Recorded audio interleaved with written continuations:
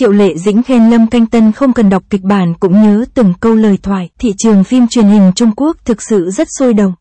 Nhiều bộ phim thần tượng cổ trang đã trở thành những bộ phim truyền hình siêu hay dựa vào những IP xuất sắc đó, đơn giản chỉ là một điểm nhấn. Đó là trường hợp của bộ phim Walking with the Phoenix vừa ra mắt. Tin tức Triệu Lệ Dĩnh và Lâm Canh Tân hợp tác trở lại đã thu hút sự chú ý rộng rãi trước khi nó được phát sóng và hâm nóng thành công bộ phim. Hiệu suất sau khi ra mắt cũng đã chứng minh điều này, chỉ trong nửa giờ, nó đã dễ dàng phá vỡ kỷ lục về mức độ phổ biến của nền tảng, thể hiện sức hút mạnh mẽ của nó. Màn hợp tác giữa hai diễn viên chính này trong The Legend of Chu Tell rất ấn tượng. Mọi người tò mò xem họ sẽ có màn trình diễn thú vị như thế nào khi hợp tác lần nữa. Nó vô cùng thú vị, dù là cuộc cạnh tranh khốc liệt giữa hai nhân vật chính nhưng đây vẫn là một câu chuyện tình thần thoại tràn đầy sức sống và hương vị ngọt ngào. Đây là mạch chính của toàn bộ câu chuyện và là phần được khán giả mong chờ nhất. Tuy nhiên, sau 4 tập phim lên sóng, khán giả đã có những chia rẽ. Từ khâu sản xuất đến diễn viên đều có một số trục trặc khiến bộ phim này trở thành tâm điểm tranh luận sôi nổi. Chương trình này thực sự siêu nổi tiếng. Đánh giá về lượng người xem của nó đã tăng vọt. Rõ ràng đây là một bộ phim cổ tích nổi tiếng so với các bộ phim truyền hình cùng loại khác. Nó chỉ đơn giản là bị đè bẹp. Hiệu ứng đặc biệt của nó rất tuyệt vời, hoàn toàn xây dựng nên một thế giới cổ tích đẹp đẽ và huyền ảo, khiến mọi nghi ngờ trước đó đều tan biến. Tôi thực sự khuyên mọi người nên đi xem, chắc chắn bạn sẽ không thất vọng. Khi tác phẩm ngày càng nổi tiếng, dàn diễn viên chính cũng thu hút nhiều sự chú ý hơn. Trong một cuộc phỏng vấn trước đây, Triệu Lệ Dĩnh đã nói về diễn xuất của Lâm Canh Tân, Walking with the Phoenix.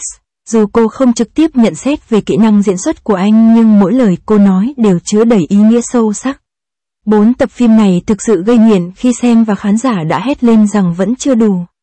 Thức cả đêm để đuổi theo xong mà trong lòng vẫn thấy trống trải thật sự vẫn chưa xong. Hãy đi vào vấn đề chính.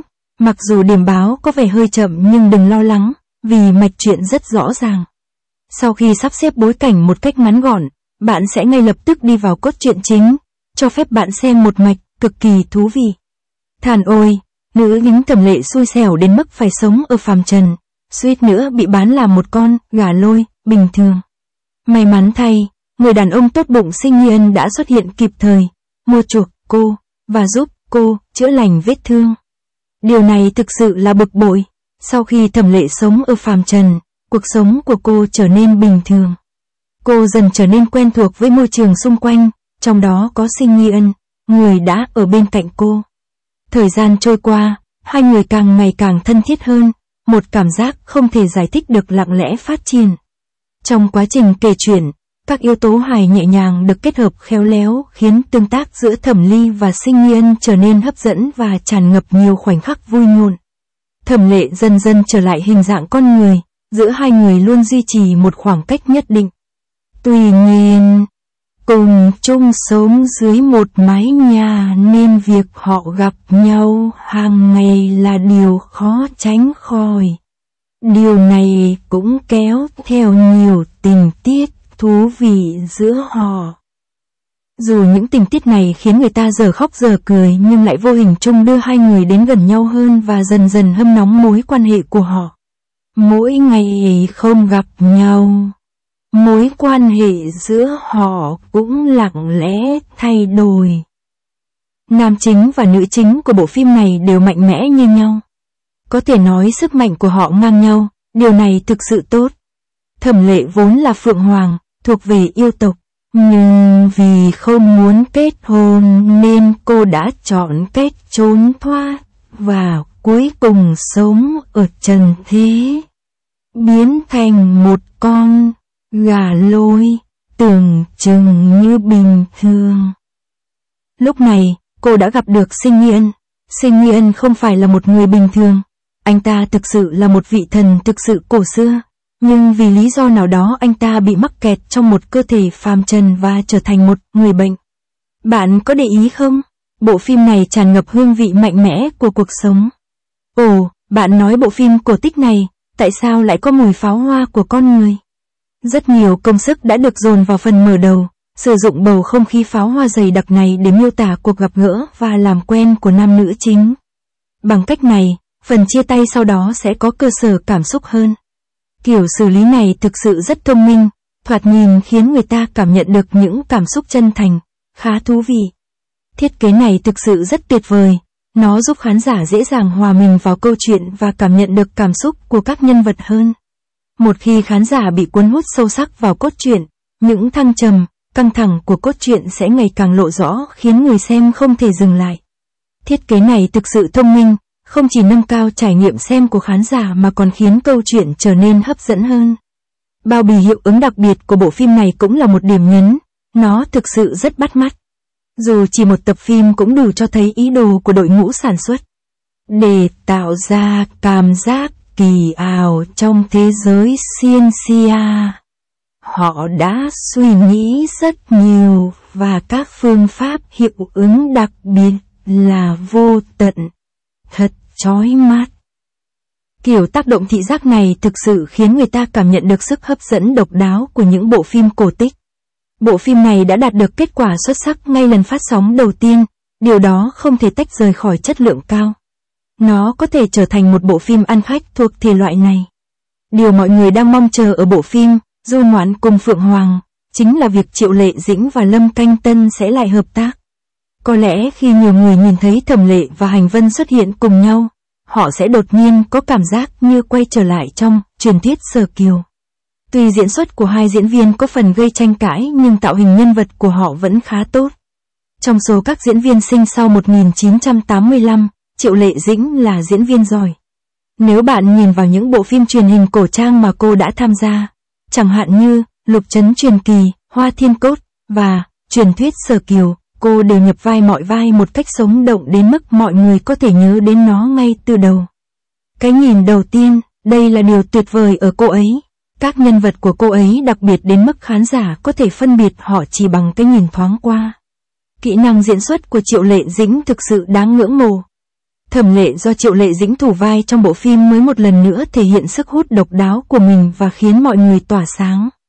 Thẩm Lệ lang thang ở phàm trần một thời gian dài. Vết thương của cô cuối cùng cũng được cải thiện và cô lại biến thành hình người. Cô ngẩng đầu nhìn mây trôi trên bầu trời, trên mặt lộ ra một tia lãnh đạm, tựa như không muốn cùng thế gian liên lụy quá nhiều. Ngay cả khi nói chuyện với mọi người, giọng điệu của cô ấy vẫn lạnh lùng và xa cách, như thể cô ấy đang giữ một khoảng cách nhất định với mọi người.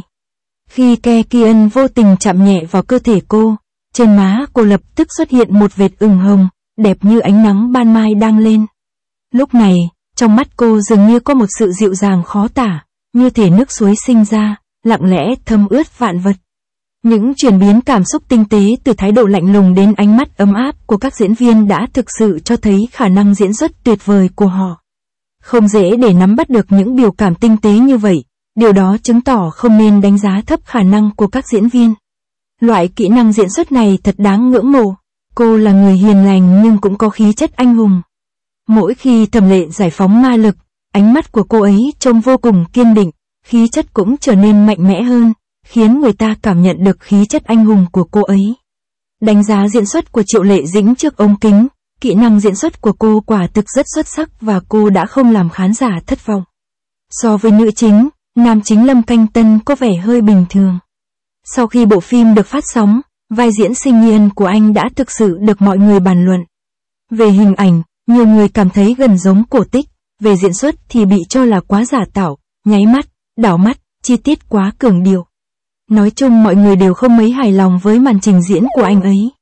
Ôi, nhắc đến những lời thoại ban đầu thì thực sự thất vọng.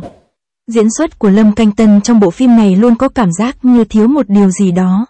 Giọng nói của anh ấy nghe như một con robot vô cảm, yếu ớt đến mức nghe thật nhàm chán. Màn trình diễn như vậy chỉ đơn giản là làm giảm đáng kể tính ba chiều của nhân vật. Bạn nói, nếu một diễn viên thậm chí không thể diễn tốt lời thoại của mình thì làm sao anh ta có thể khiến nhân vật của mình trở nên sinh động và thú vị?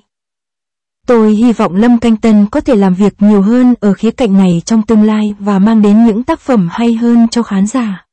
Một số cảm xúc lẽ ra phải có những thăng trầm mãnh liệt, nhưng lại tỏ ra tương đối buồn tẻ, không có xung đột, xoắn xuýt, khó thể hiện được sự căng thẳng của các nhân vật, thậm chí còn không bắt mắt như những nhân vật phụ khác. Trong một cuộc phỏng vấn trước đây, Triệu Lệ Dĩnh đã nói về nhân vật Hành Vận do Lâm Canh Tân thủ vai. Cô nhận xét như sau: sự hợp tác này diễn ra suôn sẻ và chúng ta đã thấy được một khía cạnh khác của Lâm Canh Tân.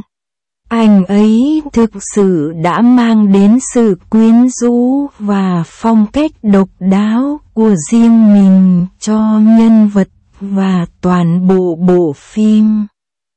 Nhiều người tò mò, liệu phương pháp diễn giải độc đáo của Lâm Canh Tân có được mọi người gọi là nhờn không?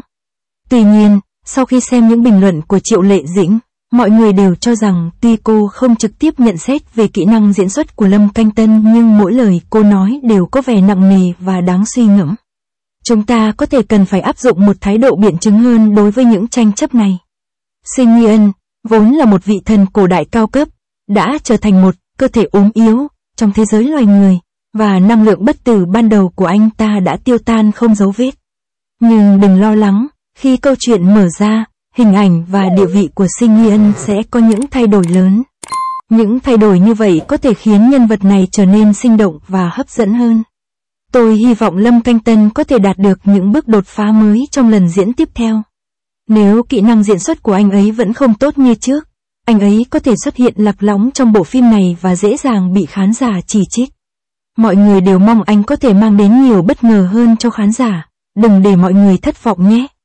Này, hãy nói về cái kết. Bộ phim Walking with the Phoenix thực sự là chủ đề được bàn tán thường xuyên. Dù có nhiều tranh cãi nhưng độ nổi tiếng của nó cao đến đáng sợ và rating ổn định. Những chủ đề nóng hổi đó không chỉ giúp chương trình được xuất hiện nhiều mà còn mang lại rất nhiều lượt truy cập. Có vẻ như khi cốt truyện phát triển, độ nổi tiếng của bộ phim này sẽ tiếp tục tăng lên và triển vọng rất hứa hẹn. Dù còn một số sai sót nhỏ trong quá trình sản xuất và dàn diễn viên chưa hoàn toàn đáp ứng được sự kỳ vọng của khán giả, nhưng chỉ cần cốt truyện có thể ổn định thì tác phẩm này vẫn được kỳ vọng sẽ trở thành kiệt tác. Để một vở múa rối cổ thành công, không thể thiếu một dàn diễn viên xuất sắc. Lấy đánh giá của Triệu Lệ Dĩnh về Lâm Canh Tân chẳng hạn, cô hy vọng rằng những nét độc đáo của anh ấy có thể được thể hiện nhiều hơn và trở thành điểm nhấn trong sự nghiệp diễn viên hoặc các tác phẩm của anh ấy. Trong sân khấu múa rối cổ, điều quan trọng nhất là diễn viên. Triệu Lệ Dĩnh cũng đặc biệt nói rằng cô hy vọng phong cách độc đáo của Lâm Canh Tân có thể nổi bật hơn và trở thành dấu ấn riêng cho con người hoặc tác phẩm của anh ấy.